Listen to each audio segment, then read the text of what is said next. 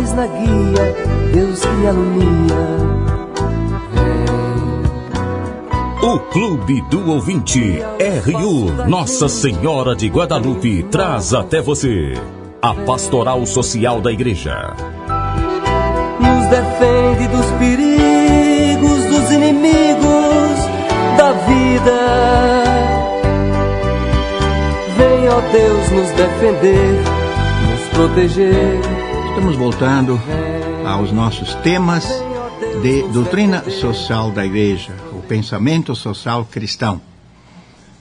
Estamos já na 5ª unidade e queremos brevemente recordar a anterior. Nós falamos na anterior sobre a grande encíclica chamada Rerum Novarum, sobre a condição dos operários, do Papa Leão XIII, 1891. Foi o início de toda essa caminhada da Igreja em termos de documentos, porque antes disso já houve muitas atividades, iniciativas, já se estavam delineando, né, esses grandes princípios da doutrina social. E eu recordo também os grandes tópicos desta nossa primeira encíclica, né, primeiro documento pontifício sobre as questões sociais, que diz assim que mesmo que surgiu um grande conflito de capital e trabalho, por causa, sobretudo, da concentração dos bens na mão de poucos e a exploração do trabalho, que em muitos casos era escandaloso, né? Aí o Papa, então, diz assim que é necessário considerar ele afirma a centralidade do trabalho. O trabalho é a única fonte de riquezas. Os outros meios de produção são instrumentos, né? O trabalho, inclusive, de quem dirige, é um trabalho, mas o capital é apenas um instrumento, né? Então, depois tem que se estabelecer proteção dos trabalhadores, né? No capítulo 27 da encíclica fala disso. Uso comum dos bens. Os bens podem ser apropriados individualmente, é o direito à propriedade privada, que também tem que se estender ao próprio trabalhador, né? Como também temos que superar a luta de classes, porque era a grande pregação que os socialistas, marxistas faziam. E o Papa disse, não, nós não resolvemos o problema do conflito gerando mais conflito, mas procurando superar através de princípios justos, né, de relacionamento entre as diversas classes sociais. Então, essa é a encíclica chamada Rerum Novarum, que deu início a toda essa reflexão mais sistemática, chamada desse corpo doutrinal, chamada doutrina social da Igreja. E agora, então, vamos para nesse primeiro momento também, né, fazer a nossa oração. Nós temos a oração do ano do laicato, né, que nos é proporcionada pela Igreja no Brasil, que propôs o ano do laicato como a grande, né, o grande tema a ser vivido durante este ano. Oração para o ano nacional do laicato. Ó Trindade Santa, amor pleno e eterno, que estabelecestes a Igreja como vossa imagem terrena, nós vos agradecemos pelos dons, carismas, vocações, ministérios e serviços que todos os membros do vosso povo realizam como igreja em saída, para o bem comum, a missão evangelizadora e a transformação social no caminho do vosso reino. Nós vos louvamos pela presença e organização dos cristãos leigos e leigas no Brasil, sujeitos eclesiais, testemunhas de fé, santidade e ação transformadora. Nós vos pedimos, ó Trindade Santa, que todos os batizados atuem como sal da terra e luz do mundo, na família, no trabalho, na política, na economia, nas ciências e nas artes, na educação, na cultura, nos meios de comunicação, na cidade e no campo, e em todo o planeta, nossa casa comum. Nós vos rogamos que todos contribuam para que os cristãos leigos e leigas compreendam sua vocação e identidade, espiritualidade e missão, e atuem de forma organizada na igreja e na sociedade, à luz da evangélica opção preferencial pelos pobres. Isso vos pedimos e suplicamos, ó Trindade Santa, pela intercessão da Sagrada Família, Jesus, Maria e José, modelos para todos os cristãos. Amém.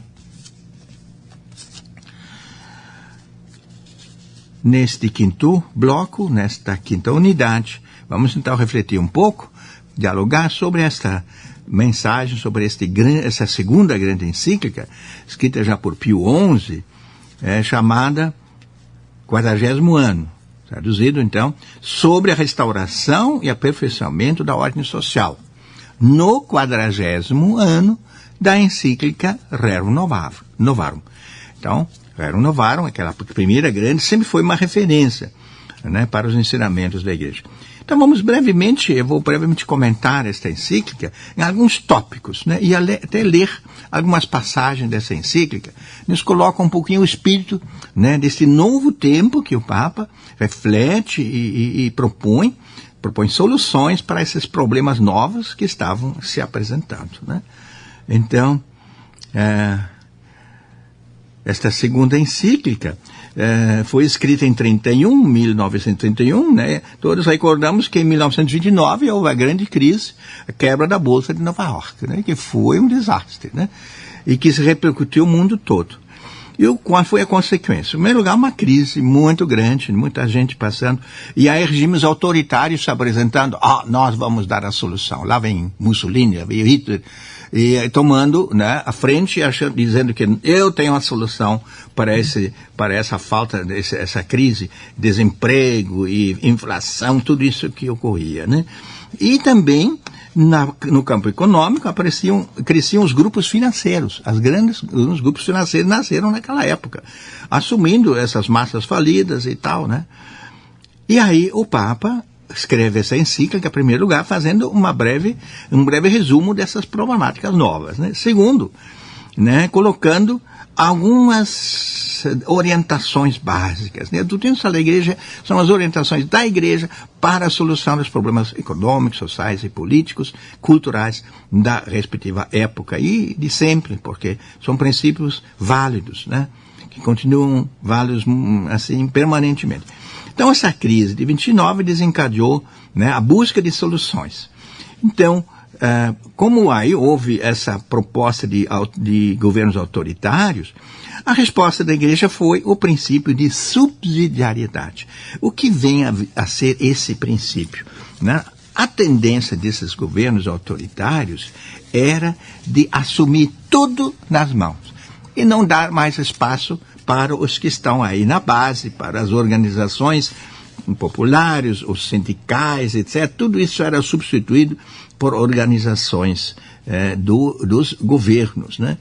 E aí a proposta da igreja é que haja um equilíbrio, isto é, que os governos, as autoridades, respeitem os níveis inferiores, né? O nível superior, o governo federal, por exemplo, respeite os municípios, respeite os estados. E não se intrometa e não assuma o lugar deles. Né? Então, no Brasil, né, o primeiro, inclusive o nível individual, né? O indivíduo não deve ser desamparado, mas também não ser substituído na sua autonomia. Faça o que puder. O que a pessoa sozinha não dá conta, aí sim tem que entrar outro nível para ajudar. Mesma coisa as sociedades intermédias. Então, vejam, o princípio é esse, né? Assim como é injusto, eu vou ler a encíclica agora, assim como é injusto subtrair aos indivíduos o que eles podem efetuar com a própria iniciativa para confiar à coletividade, do mesmo modo, passar para a sociedade maior e mais elevada o que sociedades menores e inferiores podem conseguir, é uma injustiça, um grave dano e perturbação da boa ordem social. Então, não deve tirar da mão dos níveis inferiores aquilo que eles podem corretamente executar por si. Só entra quando eles não dão conta. Então, vai o nível superior suprir, né, o lugar, até no fim chegar a nível mais alto. No Brasil, nós diríamos hoje que, por exemplo, a federação, o Brasil, né, deveria dar mais espaço para o nível dos estados e municípios, que infelizmente o governo federal no Brasil hoje ainda é muito centralizador, né? Os impostos em primeiro lugar, né? 70% das arrecadações vão para o governo federal. E aí eles ficam distribuindo algumas migalhas por aí, né? Aquele tantinho, aí vem as emendas, né? Mas tudo isso é moeda de troca. Em troca de quê? Então, né, o Temer está escancaradamente aí fazendo as negociações. Então vejam como esta encíclica é tão sábia, já naquela época, dizer respeitem a autonomia de cada nível e a iniciativa de cada um. Então esse é o primeiro grande princípio que esta encíclica propõe. Temos ainda outros pontos nessa encíclica, né, que é, né, os grandes sistemas. Então, na época, já se firmava o capitalismo liberal e até um capitalismo financeiro, né? E, do outro lado, o socialismo e o comunismo. Né? Em 1917, tinha havido a Revolução Russa, né, que tomou o poder. Os bolchevistas assumiram o poder e instalaram a ditadura do proletariado, né? Assim chamada, né? Porque, de fato, era a ditadura de um partido que não tem nada a ver de proletário, né? Lenin não era proletário, Lenin era ele foi colega de Engels, né? Então, Lenin e outros, então, eram da classe média e tal, mas tudo bem, eles procurassem defender, né, as classes trabalhadoras contra a exploração dos tzares, isso é verdade. Aí houve uma passagem importante na história, mas isso acabou, então, também trazendo problemas. Em primeiro lugar, porque o Estado assumiu tudo. Claro, esse princípio de subsidiariedade lá não era observado de jeito nenhum. Né? Era tudo na mão do Partido Comunista. Né? Como ainda hoje, nos governos, nos estados, nos lugares onde governam ainda alguns restinhos de comunismo, né? Como Coreia do Norte. E vejam lá essa ditadura sanguinária, né, que é a Coreia do Norte. O cara é um ditador, assim, toda a prova. Assim como temos também o Vietnã. Então, vejam, são situações que nos recordam esse tempo de... Agora, o socialismo também se apresentava como solução, né? Ele tem elementos válidos, como são, principalmente, promoção do bem comum, enquanto é promoção realmente assumida pelos trabalhadores, né, e não por... Agora, o socialismo também, na sua história, em geral, foi muito ligado ao materialismo e ao ateísmo, né? Isso, naturalmente, a igreja não aceitava, criticava.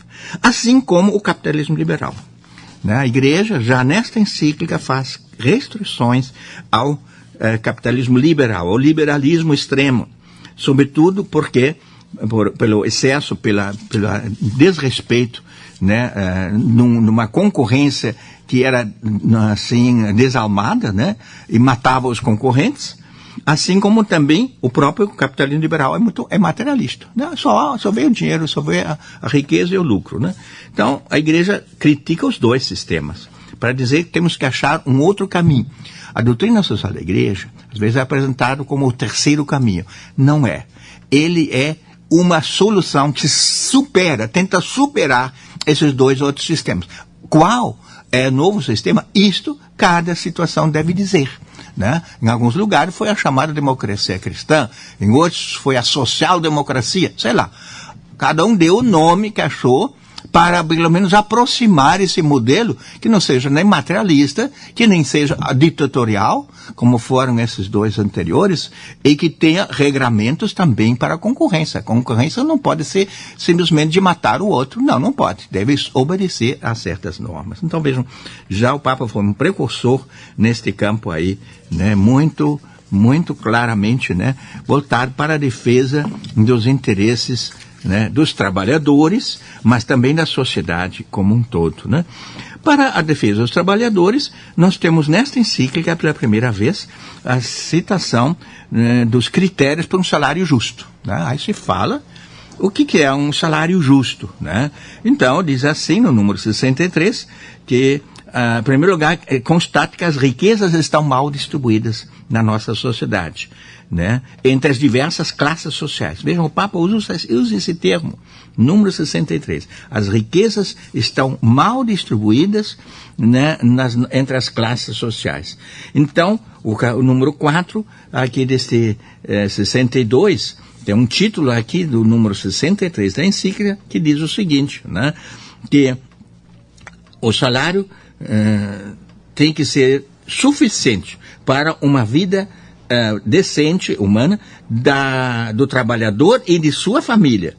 E também permitir que o trabalhador adquira um modesto pecúlio Olha só a frase do Papa, que significa que tenha também uma pequena sobra mensal, por exemplo, pagar uma mensalidade, pagar uma prestação de casa própria, né? Você adquiriu sua casa, então uma pequena parcela do salário deverá ir para isso aí. E também sobrar alguma outra coisa, né? Se você é membro da igreja, vai pagar seu dízimo, né? Então que seja um salário justo, né? E não simplesmente aquele salário de fome que antes vinha sendo pago, que o Papa critica muito fortemente, né?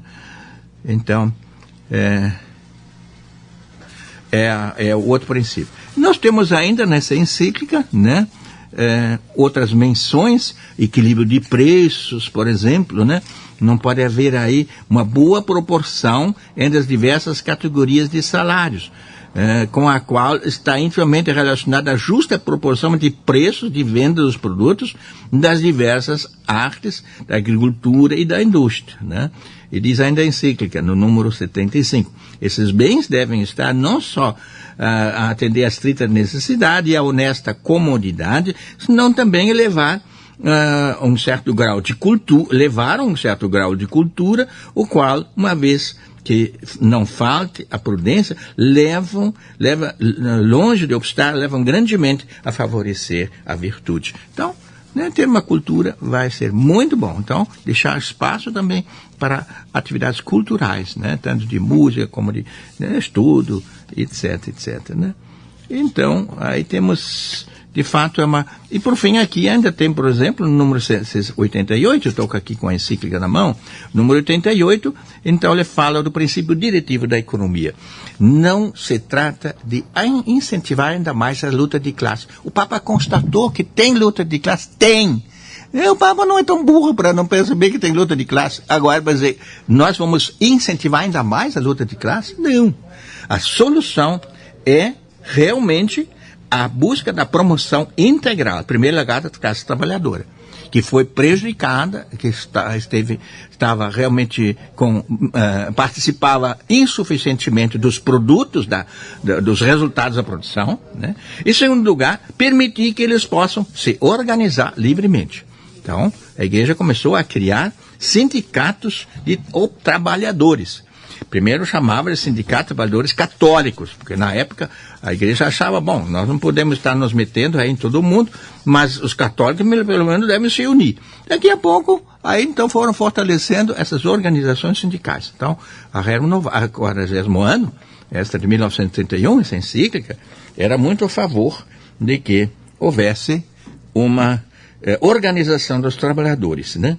E que eles pudessem se fortalecer através de organizações sindicais e também de caixas, que eles chamavam na época, né, as caixas de auxílio mútuo, né, para a velhice e para a doença e até para em caso de falecimento, houvesse uma caixa de ajuda, né.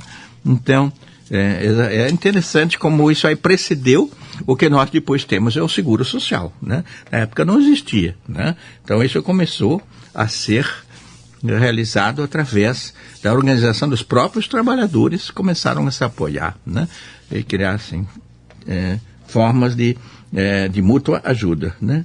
Então, entre os males do capitalismo, aqui ainda diz, né, que é o amoralismo, que é vista na desordem das paixões, né, da riqueza, que leva aos excessos e abusos. E a solução está numa rígida disciplina dos costumes, né? O Papa propõe, tem que introduzir costumes novos segundo a doutrina cristã, a doutrina da igreja, né?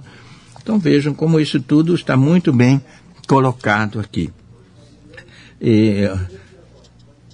Então a lei, os remédios para esta grande crise que estava se vivendo, tem que ser também remédios espirituais, né? Então, a cristianização da vida econômica, isto é, fazê-los penetrar dentro dos valores cristãos, né?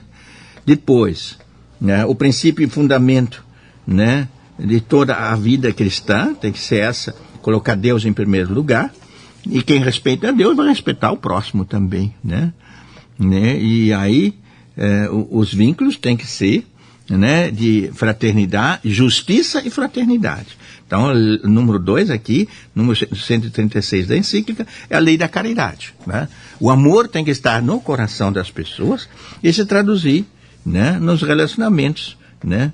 Tem que ser um amor que é o vínculo da perfeição, como diz em Colossenses 3,14. A encíclica afirma isso aqui. São vínculos espirituais. Claro que isto muitas vezes não aparece, mas é o que deve sustentar as pessoas de boa vontade, sobretudo aqueles que têm papel de liderança, tanto políticos como também lideranças na área de economia, de produção, do capital. Eles têm que ser pessoas inspiradas na justiça e da fraternidade, nos princípios cristãos. E nós sabemos que houve empresários cristãos de grande valia, de grande significado, de grande expansão, e que souberam implantar isso nas suas empresas. Nós tivemos empresas modelares, a Olivetti foi uma delas. É considerado um exemplo de inclusão dos seus trabalhadores, dando participação dos lucros, dando espaço para os trabalhadores poderem participar dentro das empresas. Então, vejam, isso é um efeito, foi um efeito desta... E aqui no Brasil surgiram, na época, os círculos operários, né? Aqui em Pelotas, em Rio Grande, surgiram os círculos dos trabalhadores cristãos, que ainda hoje existem, mas na época foram muito fortes. Né, o círculo de trabalhador cristão que procurava essa promoção integral do trabalhador. O foco era esse, né? E chamavam os dirigentes, em primeiro lugar, para respeitar as normas do justo salário e os outros normas. Segundo, contribuir para o fortalecimento dessas organizações dos trabalhadores, para que eles pudessem realmente oferecer tanto seguro para os trabalhadores e também estar em nível de diálogo, né, fortalecer o diálogo com as autoridades, com os governos e com o próprio empresariado. Então é isso, meus irmãos. Vamos então para uma frase do Papa Francisco, né? Nós estamos procurando também lembrar sempre, né, que o Papa Francisco escreveu aquela belíssima encíclica que é a Laudato Si, né, que é quase uma síntese de toda essa caminhada da igreja, agora voltando-se sobretudo para a sustentabilidade, tanto econômica, né, para que todos possam viver dignamente, como ambiental, sustentabilidade ambiental. Então, o Laudato Si tem algumas frases assim marcantes, nós vimos algumas, a última que nós ouvimos foi essa: é preciso revigorar a consciência de que somos uma única família humana. Não há fronteiras nem barreiras políticas ou sociais que permitam isolar-nos e, por isso, também não há espaço para a globalização da indiferença. Esta frase o Papa repete muito. Não podemos cair na globalização da indiferença. Isto é, o que eu tenho que ver com isso? Eu vivo a minha vidinha, levo adiante, e aí os outros que cuidem de si e o resto que se dane. Não é por aí. E hoje vamos ver uma outra frase da doutrina do Papa Francisco, desta encíclica sobre o cuidado da casa comum, que diz o seguinte: dizer criação é mais do que dizer natureza, porque tem a ver com o projeto de amor de Deus, onde cada criatura tem um valor e um significado. Então o Papa lembra que esta natureza foi planejada, foi desenhada de maneira inteligente. E ela é um dom, um presente enorme, faz parte do projeto de amor de Deus, que nos colocou isso tudo em nossas mãos. Criou homens inteligentes, capazes não só de perceber, né, que isso tudo aí faz um grande sentido, mas também em cuidar disso que lhes é confiado, né? Onde cada criatura tem seu valor e seu significado. Então, isso o Papa também repete em outros lugares, dizendo assim que ninguém é descartável, ninguém é sobrante, todos têm o seu lugar, sobretudo as pessoas, por mais humilde que a pessoa seja, de poucos dons, mas ela tem o seu lugar e deve ser respeitada. Então, meus caros ouvintes, pense nisso, e procuremos nos aprofundar, quem sabe, lendo essa encíclica, como a anterior, e acompanhando assim este ensinamento tão rico, que é o pensamento social cristão, a doutrina social da igreja, que é o ensinamento da igreja em matéria social, política, econômica e cultural. Muito obrigado pela sua atenção.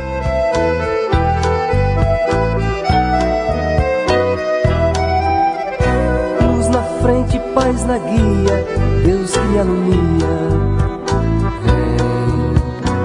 Seja um missionário da evangelização. Participe do Clube do Ouvinte.